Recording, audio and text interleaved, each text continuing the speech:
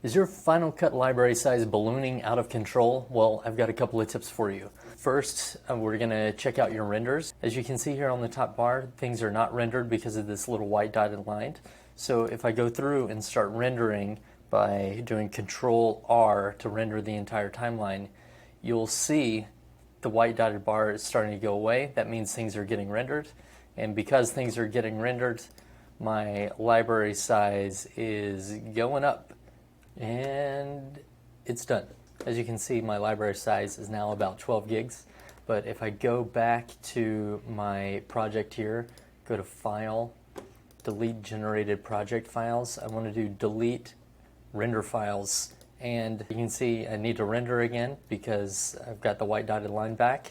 But my library size has drastically reduced. So that's kind of something that you want to save for whenever you're all done, or if you feel like you've done a lot of renders that you're not using anymore, or in old sequences. The next thing we can do is something that we set up at the beginning of the project whenever we first create our library, but you can do it at any time if you decide you want to change your storage location. That is just where you're putting all your media.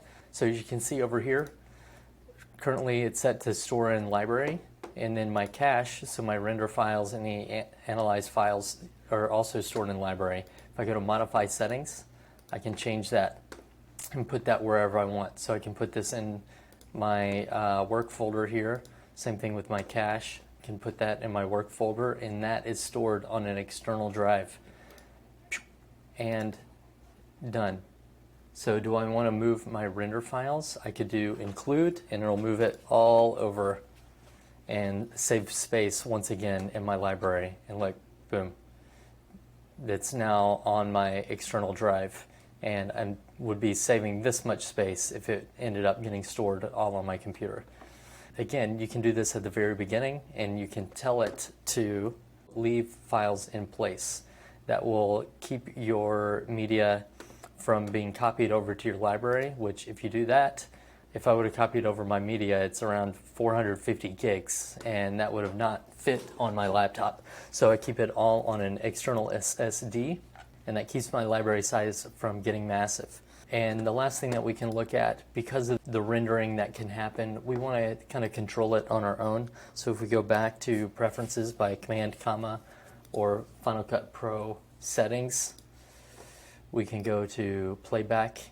And as you can see, I have background rendering turned off because anytime you make a change, it's going to want to try to render. It's sometimes nice, but if you don't have the space or you're working with larger files, it can really fill up your library fast. So those are 3 ways to clean up your library, get things out of there, and so you get nice tiny sizes like here. It's megabytes instead of gigabytes for this library. Hope you enjoyed. I'll see you next time.